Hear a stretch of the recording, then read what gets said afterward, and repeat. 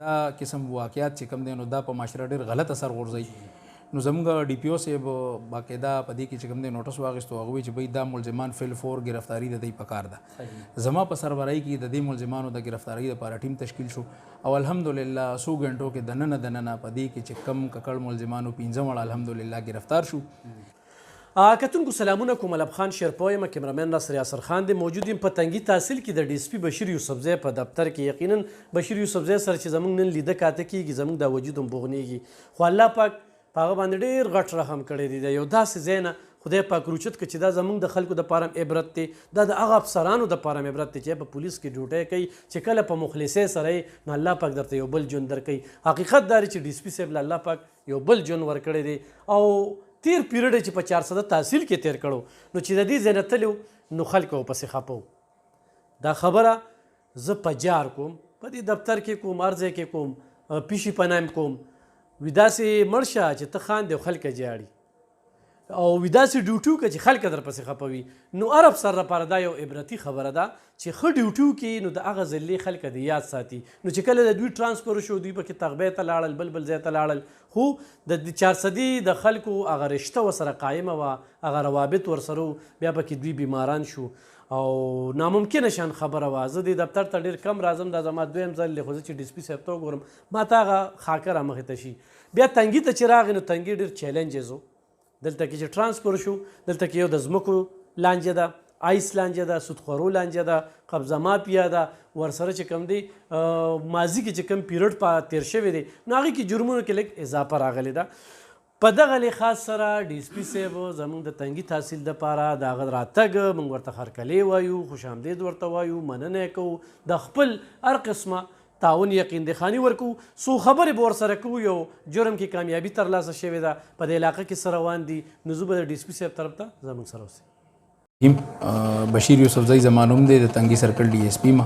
د ټولو نه پهله خو زه ستاسو شکریا ادا کوم چې تاسو ټایم مو وایستو دلته راغئ. دا داسې وه چې بله ورځ موږ ته یو ریپورټ وشو، یو 14 کالو یو هلک دی، هغه وایي چې یاره زه په مدرسه کې سبق وایم. زه د مدرسې نه را روان وم، هغه یو دوکان وخوړو چې دغه دوکان ته ورسېم نو د 15 ملزمان دوی دا دغلته ولاړو. هغه ماشوم دی ځان سره روان کړی دی، هلته یو بیټک دی، هلته یې بوتلی دی، ملزمانو کې د یو ملزم بیټک دی، هلته یې بوتلی دی، هلته چې کوم دی دي 15 وړو هغه سره به د فعلي کړي ده. هغه پلار ته الویلی دی په کور کې، پلار یې راوستو تاڼې ته، تاڼه کې مونږ د هغه نه ریپورټ واخیستو، د هغه میډیکل وکړو. په میډیکل کې چې کوم دی نو د دې خبرې تصدیق وشو چې واقعي د سره چې کوم دی نو بدفعلي شوي ده. دې کې مونږه مقدمه رجسټرډ کا او بیا چونکې دا قسم واقعیات چې کوم دی نو دا په معاشره ډېر غلط اثر غورځوي. نو زموږ ډي پی او صاحب باقاعده په دې کې چې کوم دی نوټس واخیستو، هغه وایي چې بھئی دا ملزمان فل فور ګرفتاري د دوی پکار ده. زما په سربراهي کې د دې ملزمانو د ګرفتارۍ لپاره ټیم تشکیل شو او الحمدلله څو غنټو کې دننه په دې کې چې کم ککړ ملزمانو 15 وړ الحمدلله ګرفتار شو. د هغې حراستي پولیس حاصل شوی دی، هغې چې کوم دی میډیکل د هغې شوی دی، باقاعده هغې خپل جرم مني او دا ملزمان موږ سره په کسټډي کې دي. مخکې چې سوي انشاءالله هغه بیا تاسو دغې کې چې کوم دی نو موږ 377 لګولي ده. 377 چې کوم دی نو دا بدفعلي ده، هلک سره چې غلط کار وشي دې دپاره چې کومه دفعه لګي دا 377 ده. او بله چې کوم دی 53 سی پی ای دا چایلډ پروټیکشن ایکټ چې کوم راغلی دی نو دا د هغې سیکشن دی 53 دا هم پکې لګولي دي. د دې دواړو کم از کم د 15-20 سال د دې سزاګانې جوړېږي د دې دواړو دفعو. دا خو چې کوم دی دا ملزمان او دا مدعي دا د یو کلي اوسېدونکي دي دواړه. او په داسې واقعاتو کې اکثر سړی لوکل په دې وجه وي چې لکه اوس یو ځای کې یو ماشوم دی نو دا خو د هغه ګاونډي ته پته ده یا د هغه رشته دار ته پته ده چې بھئی دې ځای کې د دومره عمر دا ماشوم دی، د بار نه که څوک راشي نو هغه ته دا پته نه لګي چې دې ځای کې دا ماشوم دی. نو داسې واقعات چې کېږي اکثر په دې کې چې کوم دی نو یا پکې ګاونډیان ملوث وي یا پکې نږدې رشته دار. مین وجه د هغې دا ده چې لکه د بار سړي ته خو دا پته نه لګي چې بھئی دې ځای کې داسې څوک ماشوم شته یا د دومره عمر کس شته یا نشته، خو چې کوم د ګاونډیان هغې ته پته وي چې بھئی دا دلته دا ماشوم شته، او یا چې کوم د رشته دار وي د رشته دارو ته پته وي چې بھئی دې ځای کې دا ماشوم شته. د دې وجه چې کوم دا واقعات کېږي نو دا عموماً چې کوم لوکل خلک وي د دغه ځای د ګاونډیان وي رشته دار وي نو عموماً چې څومره واقعات اوسه پورې شوي د بار چاته سړی پکې ملوث نه دی، یا د هغې هغه ګاونډي وي او یا رشته دار وي. بالکل نه، ملزم چې څومره مخیار شي دی چې څه جرم هم کوي د نه شاته یوه غلطي داسې پاتې کېږي چې په هغې باندې پولیس ده ته رسي. او قابل او تکړه پولیس افسر هغه دی چې هغه د ملزم هغه چې کومه غلطي هغه نشي وي هغه راونیسي. ملزم ته رسېدو دپاره خامخا هر یو ملزم چې څومره مخیار وي دی غلطي کوي. او زمونږ بیا کامیابي زمونږ په دې کې وي چې د کومه غلطي کړې وي او موږ د هغه غلطي راونیسو په هغه غلطۍ سره مونږ سړي ته ځان رسو. مونږ ته چې څومره وقوع شوي دي ټولې په دې طریقه باندې ټریس شوي دي. دا به دې باندې ډېر لکه هغه ټیکنیکل سایډ باندې هیومن انټیلیجنس ټیکنیکل سایډ باندې مختلفو انګلو باندې به دې باندې تفتیش کوي. نو الله پکې سړی چې کوم دی اوریجنل ځای ته ځان. د ټولو نه پیلنۍ خبره خو دا ده چې د چا ماشومان واړه دي، واړه ماشومان دي، د هغه مور پلار له پکار دي چې واړه ماشومان بالکل یوازې نه پرېږدي. دکان ځکه اکثر دا ماشومان تاسو به کتلي دکان ته لاړ شي، دکان کې ورسره داسې کار وشي یا لاره کې چې کوم دی څوک هلته دغه کې بیټک ته بوځي یا ورسره دا کار وکړي. نو زه خو د ټولو نه پیله دی چې کوم واړه ماشومان دي د دې مور پلار ته دا خواست کوم چې بھئی تاسو مهرباني وکړئ خپل چې کوم ستاسو واړه ماشومان دي دا د کور نه یوازې بار مه پرېږدئ. یوه دویم چې کوم دا لوی کسان دي نو زه دې مور پلار ته دا خواست کوم چې تاسو لږه مهرباني کوئ د خپل بچي لږ وګورئ، د خپلو بچو نه لږ تپوس وکئ. نن سبا وړوکی ماشوم به یو ټچ موبایل به وسره او هغه به لګیا وي د دنیا جهان غندونه به په هغې باندې ګوري، د دنیا جهان غندون نه به د هغه موبایل ډک وي. ایون ما تاسو ته وایي دومره پورې شته چې مور پلار ته دا پته نی چې زما د زوی سره دا موبایل دی. هغوی دومره د زوی نه دا تپوس نه کوي چې تا سره دا موبایل د کوم ځای نه راغلی نه د هغه دا موبایل ګوري او نه د هغه مور پلار وس کېږي. بالکل. او زه د والدینو ته دا خواست کوم چې مهرباني وکړئ په دې خپلو بچو باندې نظر ساتئ. دا ماشومان تاسو ګورئ په لاره کې ته ماسخوتن کېوځه څوک په پټو په غاړه باندې ناست، څوک د لښتو په غاړه باندې ناست دي، څوک یو ځای کې ناست دي، څوک بل ځای کې ناست دي، په دې موبایل باندې لګیا وي. د دې والدین په کور هغوی سره دا غم ني چې بھئی دا ماسخوتن دی یا دا ماښام دی زما دا زوی چته دی او نه ترې دا تپوس کوي چې بھئی ته په کوم ځای کې وي.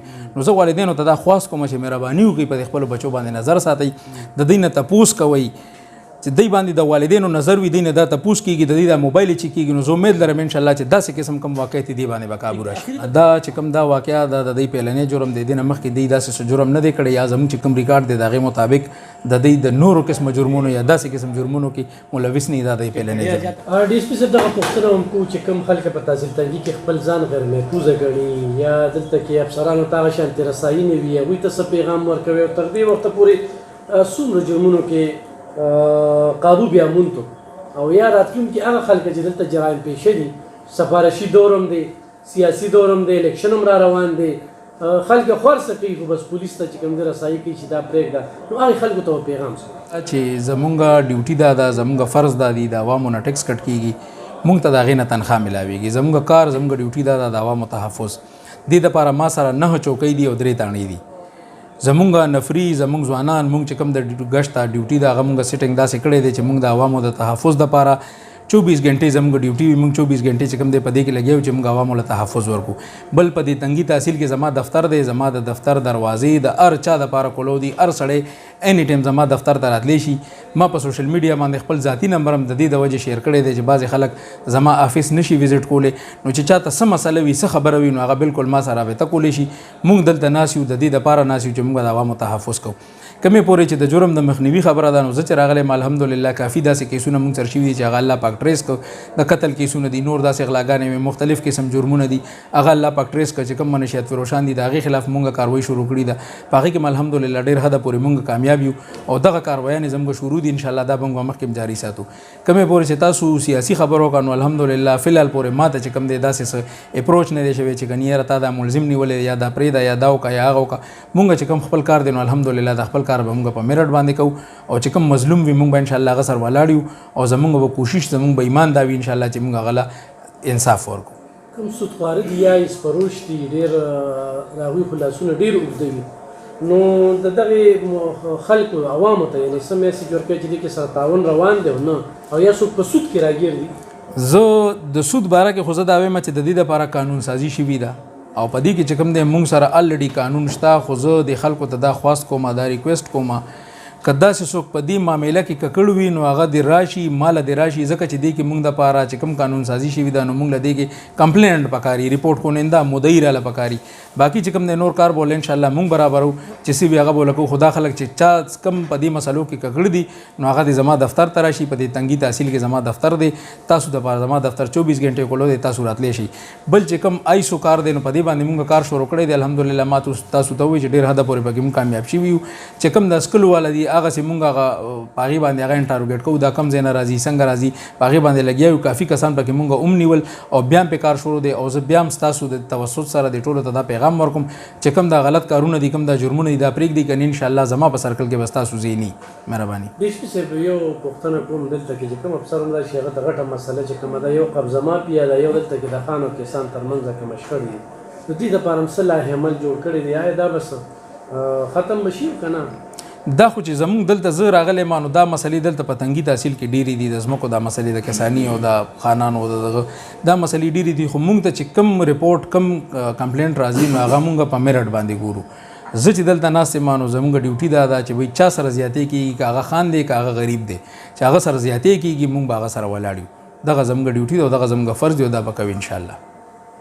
ګرانو کتونکو تاسو د ډي اس پي بشیر یوسفزی صاحب خبرې واورېدې انشاءالله په بله موقع به سره بیا نورې خبرې اترې کوو دعاګویي ورله الله پاک ته صحتمن لري تاسو ماته دعا کوئ هیڅ په نیغه ورسره رابطه کولی شئ چا شفارس ما اخلی چې یاره زما رسایي به ډي اس پي صاحب ته څنګه کېږي زه به سیاسي حجرې ته ځم خط پتې اخلم ډایرکټ راځئ به ډي اس پي صاحب سره ملاویږم دفتر یې داسې ده لکه حجره بس چې جایز کار ومي بالکل به درله کوي په هغې کې د چا هم د شپارس دغه مه کوئ بروزئ د شپارستونو نه د دې سړي نه کار واخلئ نشاندهي ورته وکړئ ریډار ورته نه دی لګېدی کوم ځای کې چې داسې غلط او مشکوک خلک وینئ نو پوري چې کوم دی خو په ایس ایچ اوګانو باندې اعتبار نه وي نو ډي اس پي صاحب دفتر ته رسایو کې مننه خوشحاله